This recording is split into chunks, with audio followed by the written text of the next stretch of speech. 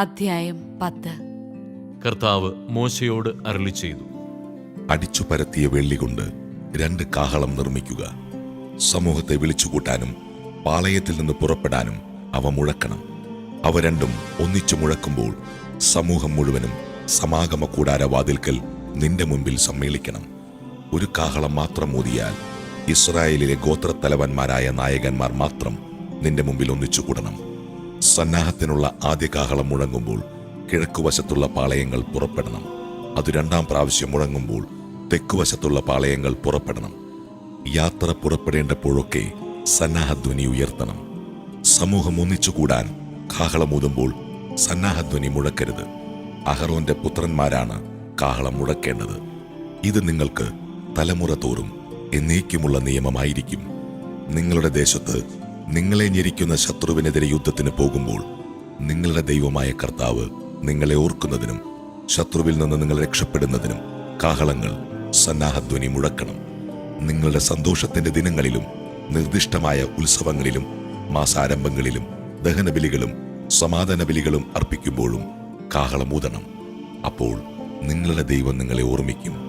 ഞാൻ നിങ്ങളുടെ ദൈവമായ കർത്താവാണ്. 2ാം വർഷം 2ാം മാസം 20ാം ദിവസം സാക്ഷ്യകൂടാരത്തിന് മുകളിൽ നിന്ന് മേഘമുയർന്നു. അപ്പോൾ ഇസ്രായേൽ ജനം ഗണങ്ങളായി സീനായി മരുഭൂമിയിൽ നിന്ന് പുറപ്പെട്ടു.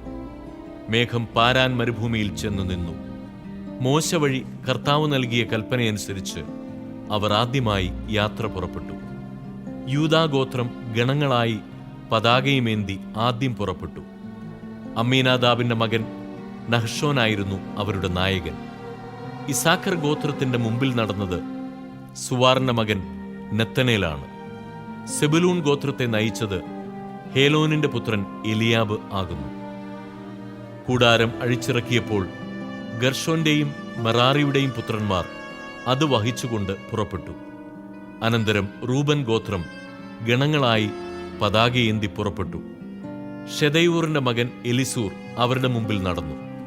ശിമയോൻ ഗോത്രത്തിന് മുമ്പിൽ നടന്നത് സുരിഷദ്ദായിയുടെ മകൻ ഷെലുമിയേലാണ്.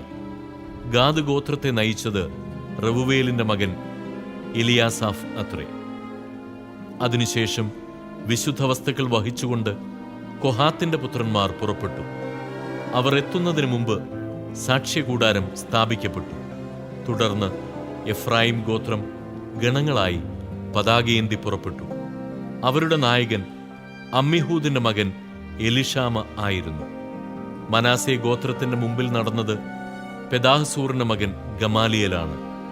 ബെഞ്ചമിൻ ഗോത്രത്തെ നയിച്ചത് ഗിദയോനിയുടെ മകൻ അബിദാൻ. ദാൻ ഗോത്രം അണികളായി പതാകയേന്തി എല്ലാ സംഘങ്ങളുടെയും പിൻനിരയായി പുറപ്പെട്ടു. അമ്മിഷദ്ദായുടെ മകൻ അഹിയേസർ അവരുടെ മുമ്പിൽ നടന്നു. ആഷേർ ഗോത്രത്തിന് മുമ്പിൽ നടന്നത് ഒക്രാന്റെ മകൻ പഗിയേൽ ആണ്. നഫ്താലി ഗോത്രത്തെ നയിച്ചത് ഏനാന്റെ മകൻ അഹീറ. അണികളായി യാത്ര പുറപ്പെട്ടപ്പോൾ ഇസ്രായേൽ ഈ ക്രമത്തിലാണ് നീങ്ങിയിരുന്നത്. തന്റെ അമ്മായിയപ്പനായ മിദിയാൻകാരൻ റവുവേലിന്റെ മകൻ ഹോബാബിനോട് മോശ പറഞ്ഞു, കർത്താവ് ഞങ്ങൾക്ക് നൽകുമെന്ന് അരുളി ചെയ്ത സ്ഥലത്തേക്ക് ഞങ്ങൾ പുറപ്പെടുകയാണ്.